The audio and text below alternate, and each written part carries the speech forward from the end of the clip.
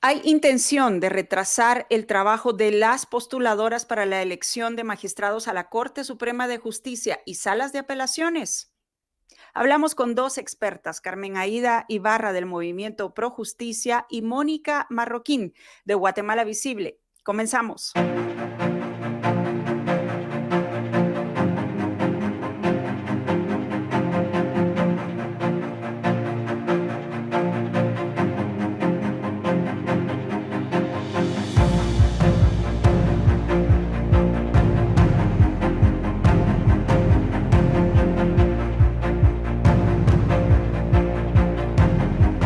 ¿Qué tal? ¿Cómo están? Bienvenidos a este espacio de conversaciones directas. Soy Alejandra Álvarez. Hoy nos acompaña Carmen Aida Ibarra. Ella es directora del Movimiento Pro Justicia, y Mónica Marroquín, directora de proyectos en Guatemala Visible. Ambas han estado muy de cerca dando seguimiento a este proceso de elección de cortes en las comisiones de postulación. ¿Cómo están? Bienvenidas, Mónica, Carmen Aida. Buenas tardes, ¿qué tal? ¿Qué tal? Mucho gusto, gracias por la invitación. Gracias a ustedes por acompañarnos. Vamos rápidamente con la primera pregunta. ¿Qué balance hacen de estos primeros días de reunión en las comisiones de postulación? Licenciada Carmen Aida Ibarra. Bueno, en realidad el balance tiene que ser negativo porque si bien hace un mes hablábamos de lo exitoso que había sido la fase inicial de integración de las comisiones, resulta que al final hubo un contratiempo.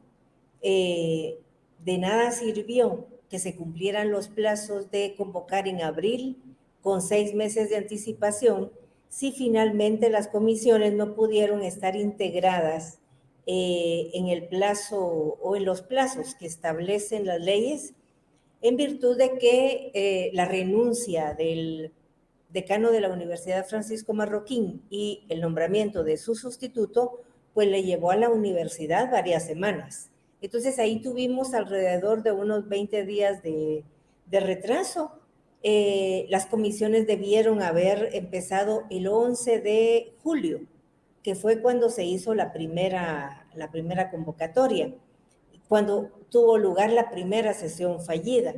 Entonces, del 11 de julio para ya hoy que es 8, ya casi un mes de retraso, en realidad se ha perdido en términos muy generales la ventaja que se tuvo al haber convocado con 6 meses de anticipación. Esto si hablamos de la formalidad de los plazos. Pero lo que más preocupa es que hay un sentimiento o una percepción de que hay grupos obstruyendo el proceso de postulación, porque los magistrados de la Corte Suprema de Justicia, los magistrados de la Corte de Apelaciones, 2 decanos, USAC y regional, y unos 8, a veces son 8, a veces son 6 integrantes del Colegio de Abogados de las planillas 3, 4, 5 y 6, a veces las 6 no, pero ellos en general han estado tratando muy descaradamente de obstruir. El pleito por las sedes o la disputa por las sedes se convirtió en algo que en un principio fue simbólico porque también entraron en disputa por las secretarías. Entonces los gremiales por primera vez le estaban disputando a los académicos el control de las secretarías y el control de las sedes. Eso sonó al principio interesante, pero ahora ya estamos en una situación verdaderamente atípica en donde lo que resalta es el carácter obstruccionista de estos grupos, magistrados de apelaciones, magistrados de la Suprema, 12 y 12, y unos a veces 6, a veces 8 del Colegio de Abogados, más 2 decanos. Y llama la atención porque el decano Lepe de la Universidad Regional ha hecho intervenciones muy interesantes en relación con la importancia del proceso, lo que dicen las leyes. O sea, todo apuntaría a que él tendría que estar votando con los otros 10 decanos y no al lado de todos estos obstruccionistas. Pero eso es lo que tenemos en resumen en este momento. Hay un afán por obstruir. Ahora habrá que analizar quién sale ganando o por qué buscan esa obstrucción. Licenciada Mónica Marroquín, ¿qué es lo que usted ha observado en estos primeros días de sesiones? Bueno, nosotros hemos observado algo bastante similar a lo que menciona la licenciada Carmen Aída. Es evidente de que hay alguna intención ya sumamente mostrada al público de querer retrasar el proceso, ¿verdad? Porque, digamos, en los procesos de comisiones de postulación, tradicionalmente hay algunos temas polémicos, hay algunos temas que son difíciles de lograr consenso, pero nunca se había visto que el tema de la sede desde el inicio fuera un tema que ocasionara esta polémica y esta división, y tampoco se había visto desde el inicio que se marcaran claramente ya dos grupos, ¿verdad? Usualmente estas tendencias de los grupos se van marcando a lo largo del proceso, no desde el inicio. Entonces, ya ahí Carmen Aída mencionaba cómo están estos dos grupos, incluso las planillas divididas del CAN, y vemos que no solamente es el tema de la sede, ¿verdad? Es cualquier punto que se quiera tratar en la sesión, se obstaculiza, se argumenta de que no se quiere continuar. Digamos, si bien la sede no se ha logrado consensuar, varios decanos han manifestado el hecho de continuar con los siguientes puntos tan básicos como lo es un reglamento, como lo es un cronograma, y tampoco en este sentido los otros comisionados han querido que se continúe con la agenda. Entonces, ahí vemos que no solo es el tema de la sede, sino también la búsqueda de, por algún motivo o alguna razón, retrasar el proceso.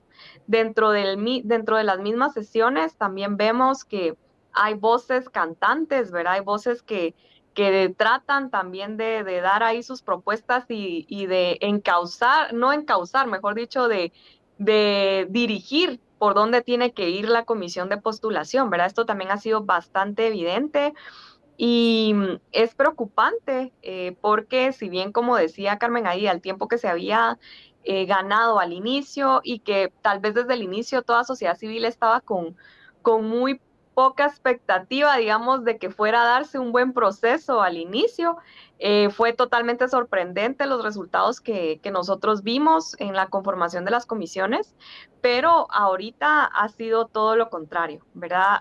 Hemos visto esa intención de obstaculizar, de no avanzar, de hacer todo tan complicado, que de verdad el estar ahí observando a veces uno quisiera poder opinar y decir qué está pasando, porque hay cosas tan absurdas de verdad de los que estamos ahí viendo todo el momento del proceso, que uno no se las explica y uno solo dice, esto solo es evidente que se quiere mostrar un retraso y que también pues este grupo que ha estado en contra de definir la sede, ha tratado pues de también como de decir aquí nosotros tenemos mayoría y si tenemos la mayoría pues prácticamente se tiene que hacer lo que la mayoría dice, ¿verdad? Y en eso han ido los argumentos, en eso ha ido el proceso y al final pues solo desgasta el proceso y va acortando el tiempo para las partes que sí son importantes invertirles tiempo, como el análisis de los expedientes, la calificación de los mismos, que es ahí donde sí se debería de ahondar en discusiones profundas, no como en discusiones tan de forma como es la sede y otros aspectos, ¿verdad? Ahora bien, las dos coinciden entonces en que hay intención de retrasar el proceso. ¿Creen ustedes que hay una estrategia marcada para que no se cumpla con los plazos, licenciada Carmen Aida Ibarra? Yo creo que sí. Nosotros estamos eh, como perfilando la existencia de un epicentro político antidemocrático y, y que involucra al magistrado Néstor Vázquez, presidente de la Corte de Constitucionalidad, a la fiscal general, a un grupo de diputados en el que resalta Carlos López Girón del Partido Cabal. Y estos tienen, obviamente, tienen arriba financistas, tienen abajo operadores, suboperadores y, y una serie de aliados. Y el comisionado Wilson López fue muy claro hace 2 días al haber mencionado concretamente a alguien que no está dentro de la comisión.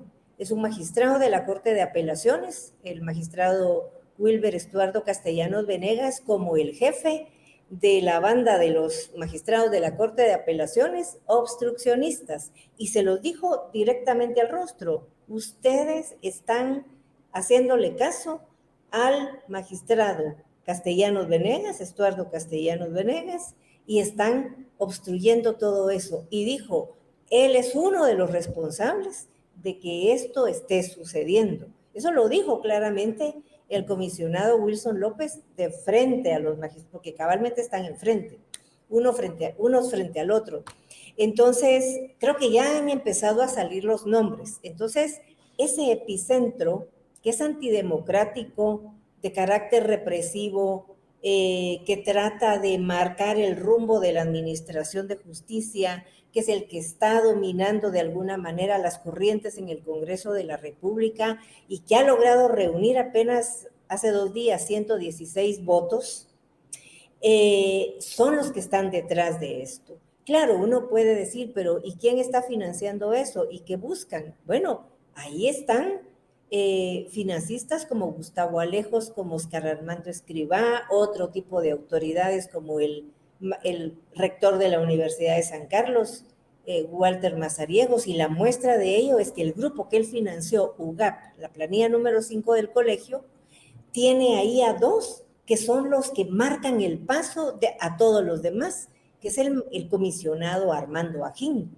quien empezó todo bravucón, insultando y ofendiendo especialmente al presidente de la comisión de postulación, al padre Miquel Cortés, y ahora pues ya se ha sosegado un poco, pero sigue siendo el líder obstruccionista en esa comisión precisamente, y Avendaño en la otra, y todos los demás parecieran ser serviles y obedientes con la boca cerrada, solo levantan la mano o votan a favor o votan en contra según las instrucciones que tienen. Eso es verdaderamente lamentable, porque uno ve a los magistrados de la Corte Suprema de Justicia obedeciendo órdenes de ese epicentro antidemocrático, y no digamos a los magistrados de la Corte de Apelaciones, y a 2 decanos, y como yo lo dije ya, el decano Lepe, Luis Felipe Lepe de la Regional, lo tiene clarísimo, él mismo argumenta. Yo digo, pero ¿por qué no se convence a sí mismo si está teniendo todo este discurso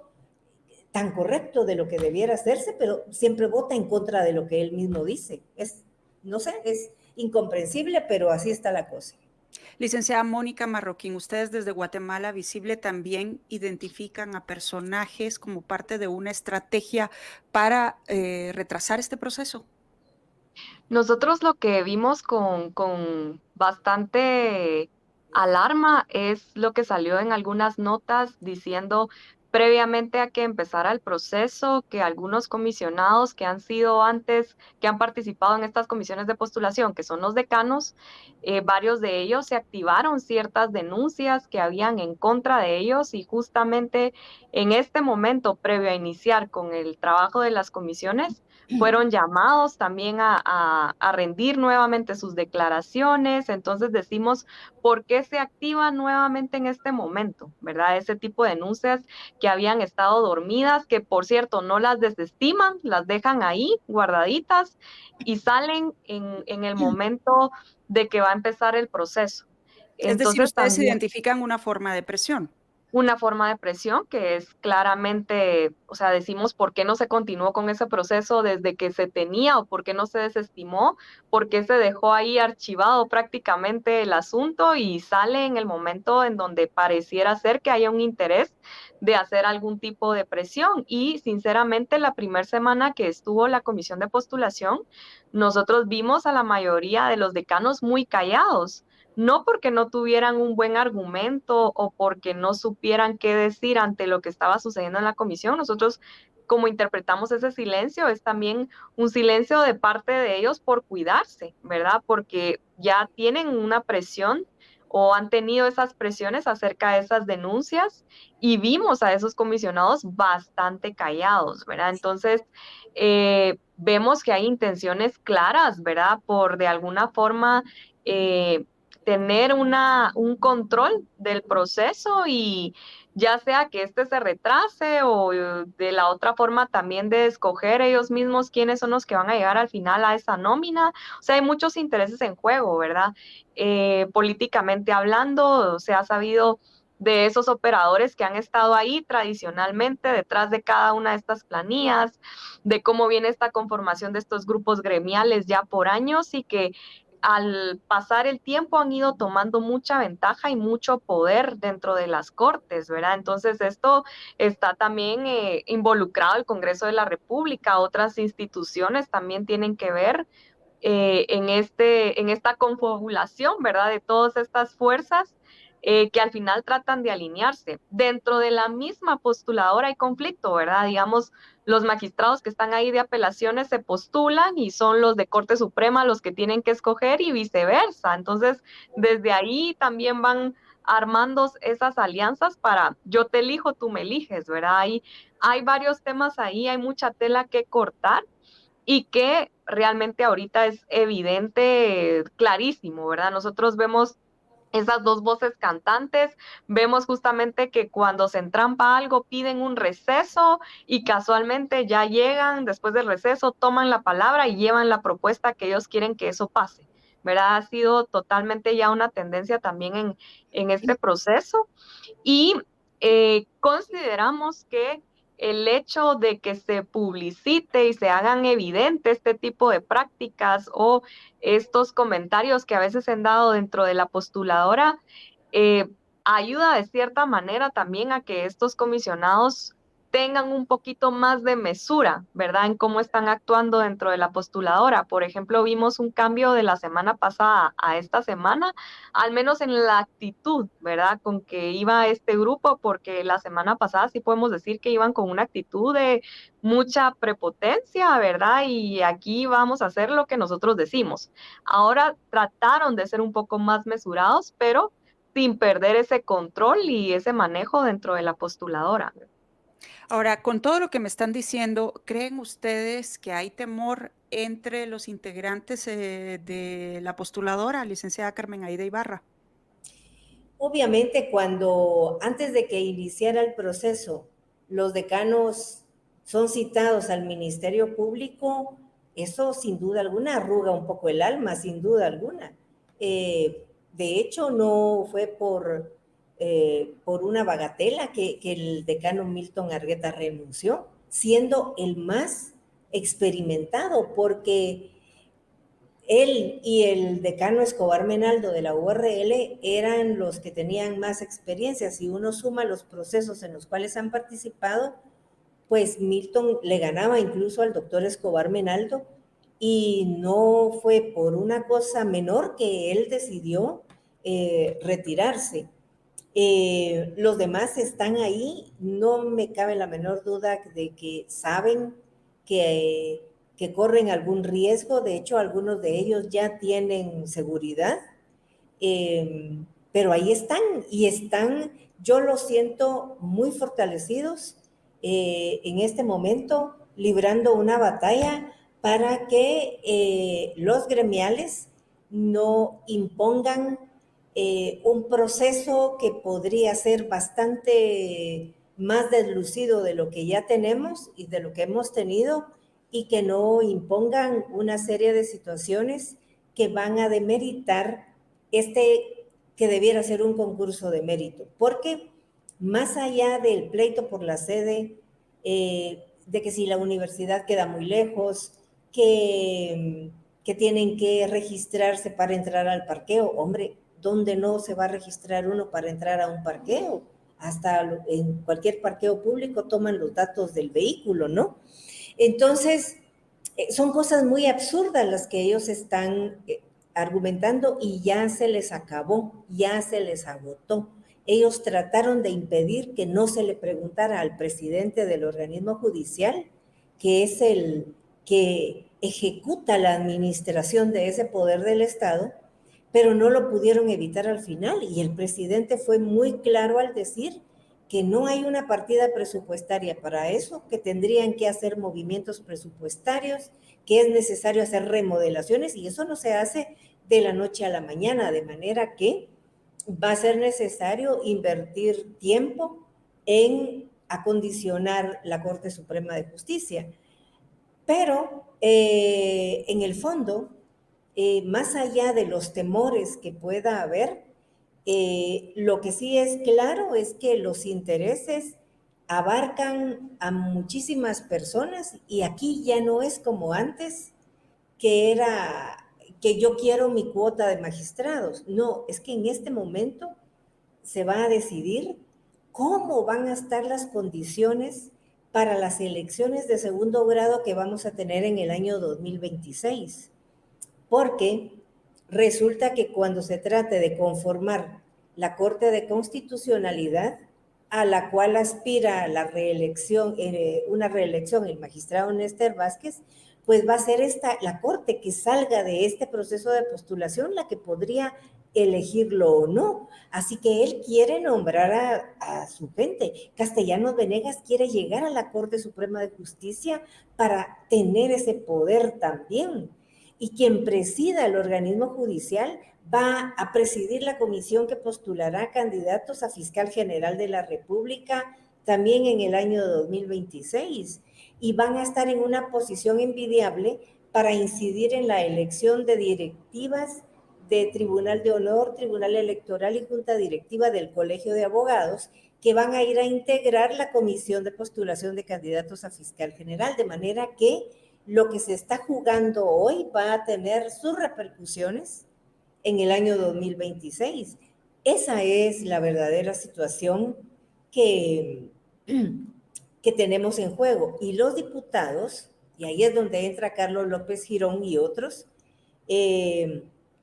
están interesados en no elegir magistrados, no quieren las listas en su tiempo, porque entonces el incumplimiento sería de ellos. Ellos quieren que el incumplimiento esté radicado en las comisiones, porque ellos no quieren elegir en octubre, porque en octubre quieren elegir junta directiva del Congreso para el 2026. En noviembre viene la batalla por el presupuesto, en diciembre hay receso, en enero vienen las deliberaciones de las comisiones ordinarias del Congreso y después en febrero ya quedarían listos para elegir magistrados. Lo que usted está diciendo, licenciada Carmen Aída Ibarra, es que todo está relacionado. La pregunta que yo les quiero poner sobre la mesa en este momento es, ¿quiénes son las personas que están moviendo esta serie de intereses? Además de los personajes que usted, licenciada Carmen Aída Ibarra, ya mencionó, ¿qué grupos de poder identifican? ¿Qué hay detrás de todo esto? ¿Qué es lo que han visto desde Guatemala Visible, licenciada Mónica Marroquín? Bueno, recordemos que hay redes de poder dentro de el Estado, ¿verdad? Y por eso es tanto que se ha también evidenciado los tantos casos de corrupción y eso ha venido entretejiéndose históricamente, ¿verdad? Y esas redes de poder pues se reconfiguran y tratan otra vez de acaparar todo lo que puedan. En estas redes de poder lo que hay que tener claro que son redes de poder clientelares, ¿verdad? Que no responden a un fin común, sino a la búsqueda de sus propios intereses y donde también participan el crimen organizado, el narcotráfico, que son dos flagelos, ¿verdad? Que también ya están súper inmersos en nuestras instituciones públicas. Ante esto es importante tener claro de que ellos tienen una visión a largo plazo, ¿verdad? Ellos no están pensando solo en este momento tomar la magistratura o porque eso les da un reconocimiento que están buscando en su carrera, no, ellos están viendo a largo plazo todas las demás elecciones que vienen, todos los demás momentos en donde ellos van a poder incidir y aquí es importante también que la sociedad tenga en cuenta de la importancia de este tipo de elecciones, ¿verdad? Porque, digamos, en una república lo que se busca es que haya un sistema de frenos y contrapesos que precisamente hagan ese contrapeso a las demás instituciones. El organismo de justicia tendría que ser la institución que pueda dictar esas sentencias en contra de todos aquellos políticos o gente común que no esté haciendo las cosas como estén en la ley. Entonces, al no tener un sistema de frenos y contrapesos, estamos en una democracia totalmente debilitada y en peligro. Y recordemos que ya en un par de países en Latinoamérica, en donde empiezan para crear el autoritarismo en un gobierno es por medio de cooptar un sistema de justicia. Entonces es realmente delicado lo que nosotros estamos viendo en este momento y sí es de ponerle mucho la alarma para ver qué podemos hacer como sociedad para frenar este tipo de prácticas y de objetivos, ¿verdad? Que nada tienen que ver ni responden a la democracia ni al bienestar de la población, ¿verdad? Sino que recordémonos que hay tantos casos de corrupción, tantos casos que ya fueron públicos, tantos casos en donde ya son negocios que también forman parte de estas redes de poder, en donde van a hacer todo lo posible para incrustarse y no soltar, ¿verdad? No soltar para nada todo lo que ya se ha logrado a través de estos años por medio de estas redes de poder. Licenciada Carmen Aida Ibarra, ¿usted cree que estos grupos de poder quieren que se repita lo que sucedió en el 2019?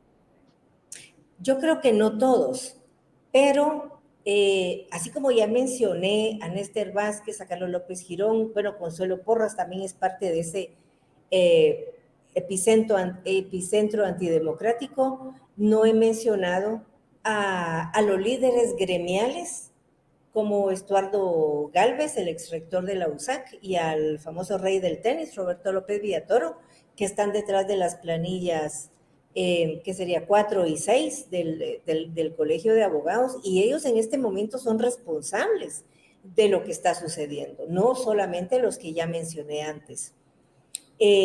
Yo aspiraría a que ellos en algún momento dado reflexionen porque sus contribuciones, su participación en otros procesos de postulación ha sido cuestionable, pero no al extremo al que están llegando ahora, porque da mucha, no solo enojo, sino también de alguna manera tristeza ver a los representantes gremiales estar ahí con las orejas agachadas, atendiendo instrucciones de gente que se comunica por WhatsApp o a saber por qué situación, y no ve uno una fuerza, un poder o un buen criterio en estos comisionados que van a postular a nuestras autoridades judiciales. Entonces es muy triste ver a una jueza como Alicia Franco levantando la mano porque eso es lo que le ordenaron, o a los magistrados de la Suprema o a los magistrados de apelaciones, que son los que deciden sobre nuestro patrimonio, sobre nuestra libertad, o sea, atendiendo cosas de fuera. Entonces, yo aspiraría a que eventualmente estos líderes gremiales tomen distancia, que ya rompan esa alianza, porque Galvez está ahí porque le cedieron la secretaría titular de la Comisión de Corte de Apelaciones. Y en el otro caso, le cedieron a un magistrado de apelaciones el control de la secretaría de la comisión que va a nominar a la Corte Suprema de Justicia. Pero se tienen que despegar en algún momento porque no es racional lo que están haciendo y van a ser los responsables de que haya algún incumplimiento de los deberes constitucionales en la elección de magistrados. Licenciada Mónica Marroquín, ¿usted cree, además de lo de las fechas y si se repite o no la historia del 2019, que hay un bloqueo a la auditoría social? Bueno, la auditoría social como tal no nos hemos enterado de que haya un bloqueo como tal, o sea, ahí las puertas son abiertas y uno puede grabar, tomar fotos, hacer declaraciones y demás. No hemos visto ese bloqueo.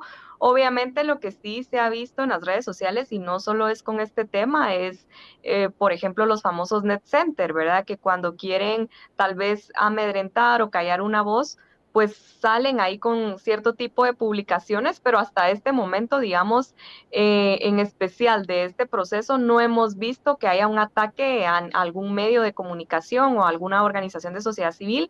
La verdad es que en ese sentido estamos bastante tranquilos. Nosotros llegando y dando las notas y haciendo los resúmenes y publicando todo lo que está pasando. Ese bloqueo no lo percibimos.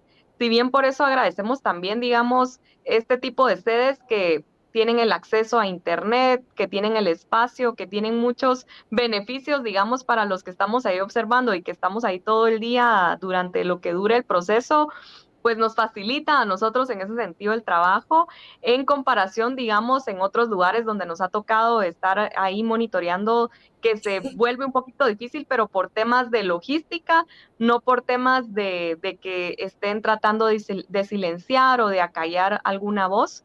Creo que eso en este momento no ha pasado y esperamos que así se mantenga, ¿verdad? Porque al menos una de las declaraciones que han sido unánimes dentro de la comisión de postulación es que ellos quieren garantizar la transparencia y la publicidad y el acceso a los medios y a las organizaciones de sociedad civil, incluso a las organizaciones internacionales, etcétera, de que publiciten todo lo que está ocurriendo en el proceso. Entonces, de nuestra parte no hemos tenido ninguna cuestión que quiera darnos al lugar a ser discrecionales o algo por el estilo. El temor es más que nada, digamos, en algunos comisionados que, como bien lo mencionamos anteriormente, pueden tener algún temor por alguna amenaza, por alguna denuncia, etcétera, y sentirse presionados en ese sentido. Pero al menos a sociedad civil y medios de comunicación, pues por el momento no. De acuerdo a lo que han observado entonces, licenciada Carmen Aida Ibarra, ¿cuáles serían los caminos a seguir en lo que resta del proceso para enderezar el rumbo y corregir esto que se ha señalado? Creo que los comisionados, sobre todo, habría que hacerle un llamado a los de la planilla 4 y 6 del Colegio de Abogados para que tomen distancia de los magistrados de apelaciones y de los magistrados de la Corte Suprema de Justicia a efecto de que puedan superar este bache en el que nos encontramos, que se garantice una sede independiente como es la Universidad Rafael Landívar, una sede que ofrece todas las garantías de publicidad y de transparencia, no así la Corte Suprema de Justicia, y que vayamos a los temas de fondo. Por ejemplo, si esto de la sede ha costado tanto, yo no quisiera pensar cómo va a costar empatar el cumplimiento de la ley de la carrera judicial con la ley de comisiones de postulación. Concretamente, en la evaluación de los expedientes y en la recepción de los expedientes, porque la ley de comisiones de postulación dice una situación y la ley de la carrera judicial dice otra. Entonces hay que cumplir ambas leyes y lo que se requiere es voluntad y creatividad técnica para hacer ese empate que reciba, que le dé el lugar que corresponde a la carrera judicial y que, como la ley lo dice, nominen preferentemente a gente de la carrera judicial para la Corte de Apelaciones y que haya equidad en la selección de candidatos a la Corte Suprema de Justicia entre los que están en la carrera judicial y los que vienen de la calle. ¿Cómo lo van a hacer? Eso tienen que tener instrumentos técnicos de evaluación que sean verdaderamente objetivos, que sean verdaderamente técnicos y que respeten la ley de la carrera judicial sin afectar a los que están fuera de la carrera judicial. Pero para eso tiene que tener peso el Consejo de la Carrera Judicial, tiene que hacer valer su papel. Aquí se nos está olvidando que ese Consejo de la Carrera Judicial tiene que tener un peso específico porque es el que tiene que enviar los informes y los expedientes de los jueces que ya manifestaron interés. Iban más de 200 jueces que estaban tratando de llegar a la Corte de Apelaciones, magistrados de apelaciones y jueces que quieren llegar a la Corte de Apelaciones, que ya manifestaron interés, y habían más de 100 entre jueces y magistrados de apelaciones, jueces de primera instancia y magistrados de apelaciones que manifiestan interés en llegar a la Corte Suprema. Esos expedientes los tiene que enviar el Consejo de la Carrera Judicial a las comisiones, y yo no quisiera que las comisiones los rechacen porque no entraron por la vía por la que entraron todos los demás, y tiene que haber una tabla de gradación que le dé el peso que corresponde a la evaluación del desempeño que va a mandar. Eso sí son temas de fondo, no que si hay baños, que si está muy lejos, que si hay transporte público. Eso es ridículo, y eso solamente esconde las malsanas, ese retardo malicioso y las malsanas intenciones de Néstor Vázquez, Consuelo Porras, Walter Mazariegos y todos los demás, achichincles y suboperadores y ayudantes, para retrasar todo esto, pero no les interesa cuidar la carrera judicial, no les interesa cuidar lo que son temas verdaderamente de fondo. Licenciada Mónica Marroquín, ¿qué caminos ve usted?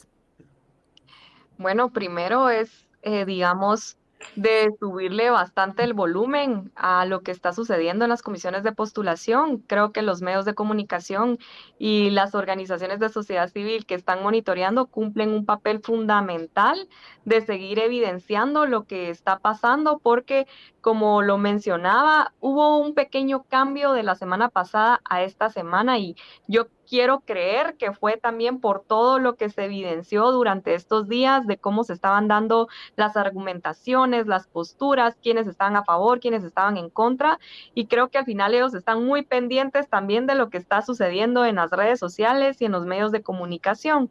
Entonces, al final, recordemos que ese es un poder también que tiene la ciudadanía, y hacer un llamado también a los diferentes sectores de la sociedad que tienen una voz, que pueden pronunciarse acerca de lo que está pasando, ¿verdad? Porque no quisiéramos que después de que pase este proceso, y si va a como lo vemos, no va a tener un buen desenlace, y después vernos ya hasta en ese momento de ver qué hacemos. Creo que ahorita podemos ver qué hacer como sociedad en conjunto, de hacer un llamado, de lanzar nuestra voz, ¿verdad? Y lo que nosotros consideramos que debe de hacerse según la ley, para que esto se desentrampe.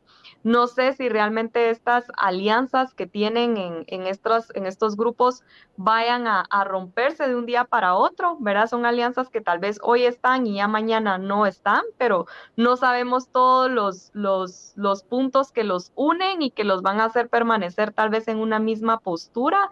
Entonces va a ser muy complicado, veo yo, que esa alianza se llegue a romper. Pero sí veo una ventana de oportunidad ante lo que los diferentes sectores de la sociedad puedan hacer respecto a este proceso, ¿verdad? Eso es sumamente importante. Al final, recordemos, en el tema de las elecciones generales, quienes terminaron salvándolas fueron la propia ciudadanía, ¿verdad? Entonces creo que esa ya fue una muestra de que sí se puede rescatar, pero sí hay que unirse y hay que pronunciarse y hay que hacer evidente lo que está mal dentro del proceso, porque solo de esa manera vemos también que se va a respaldar las acciones de aquellos comisionados que sí están haciendo un esfuerzo y están poniendo el empeño a hacer un mejor proceso y a que las cosas caminen, ¿verdad?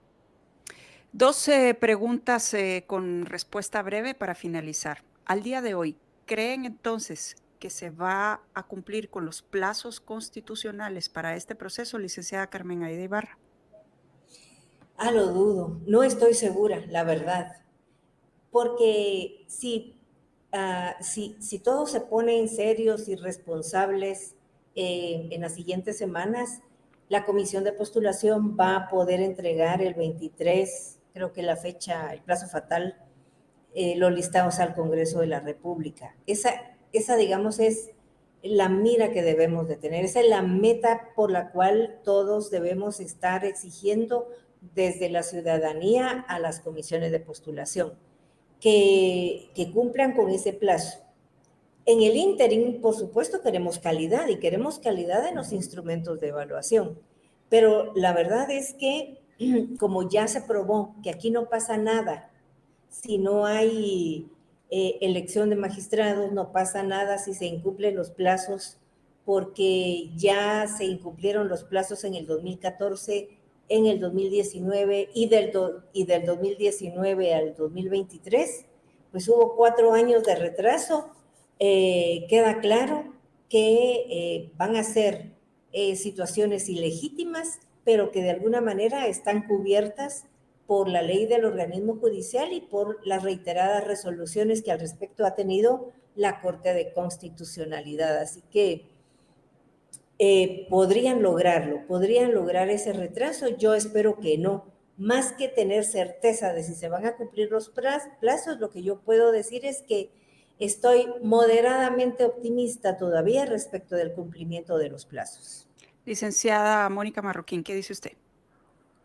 Veo muy complicado que se pueda cumplir con esos plazos.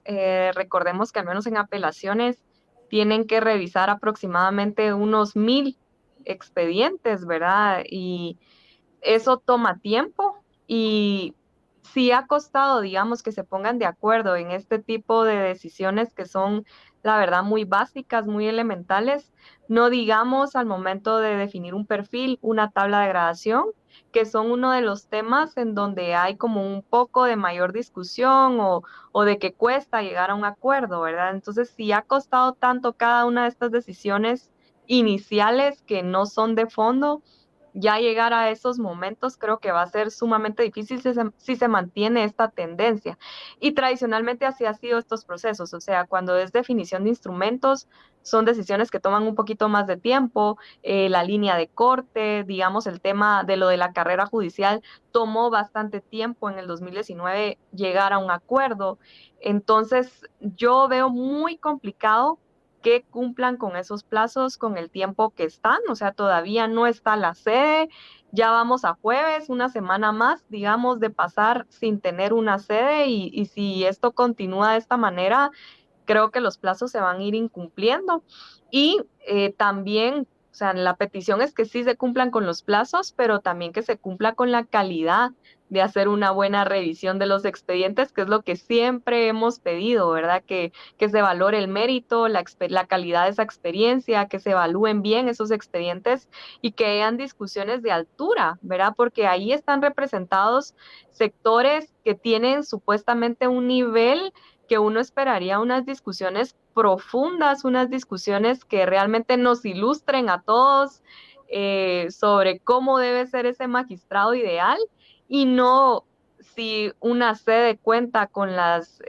infraestructura necesaria o no y la seguridad, etcétera. O sea, tiene que ir hacia otro lado de esas discusiones y ese debate de altura que se espera, ¿verdad? Recordemos que, por ejemplo, en el caso del Colegio de Abogados, este gremio se postuló para participar ahí, entonces tienen un compromiso también con todas aquellas personas que los eligieron. Igual magistrados de apelaciones también se postularon, ¿verdad? Para poder participar y tener una silla en ese lugar. Entonces, difícil que puedan llegar al cumplimiento de los plazos, pero debemos recordar los antecedentes que hemos tenido, no precisamente para que se repitan como se dio anteriormente, sino para que eso no nos vuelva a pasar, porque sí tiene consecuencias muy negativas al final, hasta en términos económicos para el país, ¿verdad? Si no hay una justicia fortalecida, tampoco puede haber una buena inversión en el país y de eso muchos otros temas, ¿verdad? Que desenlazan de una justicia que no sea eficaz. Partiendo de esto último que menciona la licenciada Mónica Marroquín, quiero pedirles a manera de conclusión eh, que destaquen por qué es importante que la ciudadanía tome conciencia de lo que está sucediendo en este proceso de elección de cortes y que se entienda la importancia de la defensa de la democracia en este tipo de procesos, precisamente, licenciada Carmen Aida Ibarra. Esto creo que es el tema más complejo al que nos enfrentamos, porque en términos generales los ciudadanos no estamos siendo educados y formados para la democracia. No estamos recibiendo de parte del Estado y de todas las estructuras de educación una formación política democrática como lo ordena la Ley General de Educación. En la medida entonces en que amplios segmentos de la población no tienen acceso a la educación y la educación es muy deficiente para quienes sí tienen acceso a ella, pues no estamos conformando individuos, comunidades democráticas conscientes de sus derechos, de sus libertades y de sus obligaciones. Entonces, la gente está alejada de estos procesos porque solamente siente que está convidada a participar en las elecciones generales, en las elecciones de primer grado, pero no han caído en cuenta de que la importancia de elegir bien en las elecciones de primer grado es que si eligen bien, estos electos en primer grado, diputados, alcaldes, presidentes, síndicos, concejales, etcétera, van posteriormente en segundo grado a hacer buenas elecciones, que van a decidir sobre nuestra libertad, sobre nuestro patrimonio, incluso en regímenes donde hay pena de muerte, hasta sobre la vida de las personas. Entonces, porque de eso se trata el sistema de justicia. Entonces, en la medida en que no tengamos conciencia de lo primero, no vamos a vernos reflejados como sujetos de interés en lo segundo. Y es importantísimo entonces que tratemos de invertir en esa educación, y eso tendrían que hacerlo los partidos políticos también, el Tribunal Supremo Electoral, no solamente el Estado a través de sus escuelas e institutos, o cuidar que lo hagan los privados a través del control que tienen que tener sobre los colegios. Pero para que tengamos conciencia de esto, hay que invertir en la persona y en las comunidades, en su educación y en su formación. Mientras tanto, va a ser muy difícil. Son pocos los segmentos de población, como los que estamos organizados, o los pueblos indígenas que ya se están pronunciando al respecto, van a poder tener algo que decir respecto de esto.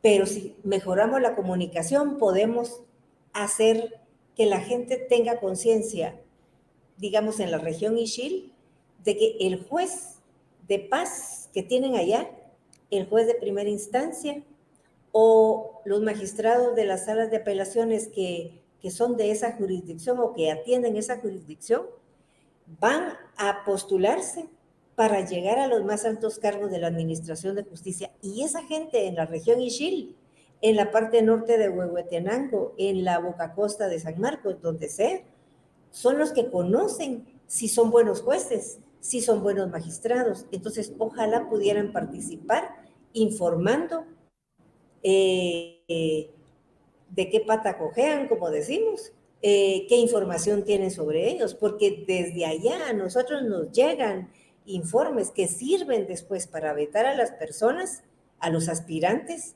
si de repente piden favores sexuales a cambio de una resolución judicial, porque ha habido denuncias en ese sentido, o si hay un juez que es acosador, ¿verdad? Que embaraza a todo el mundo y no se hace responsable, y ya ha habido sentencias o resoluciones de la Junta de Disciplina Judicial al respecto, pero si la gente no lo comunica, no nos enteramos y por lo tanto no se enteran las comisiones de postulación, que ahí hay gente que no es honorable porque está haciendo esas cosas, o como un abogado litigante que tiene pleitos con su vecina, la intenta degollar en plena vía pública. Entonces, si la gente no nos comunica eso, o no lo comunica en términos generales, no a nosotros, sino a la opinión pública en general, las comisiones de postulación no se van a enterar y pueden eventualmente nominar a ese tipo de personas.